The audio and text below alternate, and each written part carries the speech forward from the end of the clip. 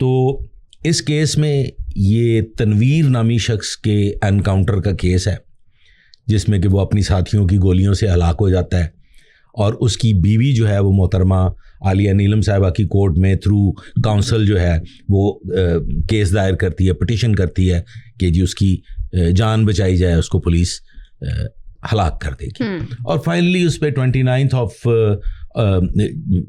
जुलाई date fix थी hearing की, तो वो उससे पहले इस जहान फानी से रुखसत हो चुका था। अब यहाँ पे सवाल ये है कि ये तनवीर था कौन? Exactly, I was about to ask this. Tanveer 72 मुकदमात में मुलव्वस एक डाकू था। 72 मुकदमा, 72 केसेस।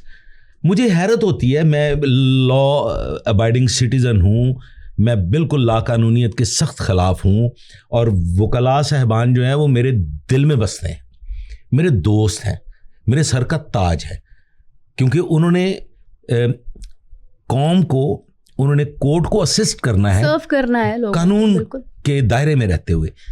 तो मैं कल ही एक इंटरव्यू सुन रहा था, एक हमारे लॉयर थे जो शायद बराह रास्त लॉयर हैं ताहिरा बीबी के, जो कि बीवी है, बेवा है तनवीर की। तो वो कह रहे थे कि जी पुलिस ने एक ऐसा केस खड़ा किया, एक ऐसा केस तैयार किया कि अगर आप उसको एनालाइज करें तो at that time the culprit was at the age of 6। तो पुलिस ने देखें जी कितनी बड़ी बोंगी मारी है देसी जुबान में कि जी वो 6 साल का था जिस जो केस उस पे प्लांट किया गया जी। अब मैं यहाँ पे मुझे हैरत होती है कि हम लोगों, दरअसल दोनों जानिब, अगर आप पुलिस को, मैं पुलिस को डिफेंड करने के लिए नहीं बैठा, मैं अवामुन नास को सर्व करने के लिए बैठा हूँ।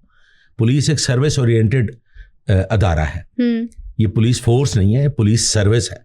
हमने लोगों को असिस्ट करना है, लोगों की हेल्प करनी है, लोगों को आसानियां फराहम करनी है। बिल्कुल ऐसे ही है। तो मैं भी पुलिस डिपार्टमेंट को डिफेंड करने के लिए नहीं बैठा।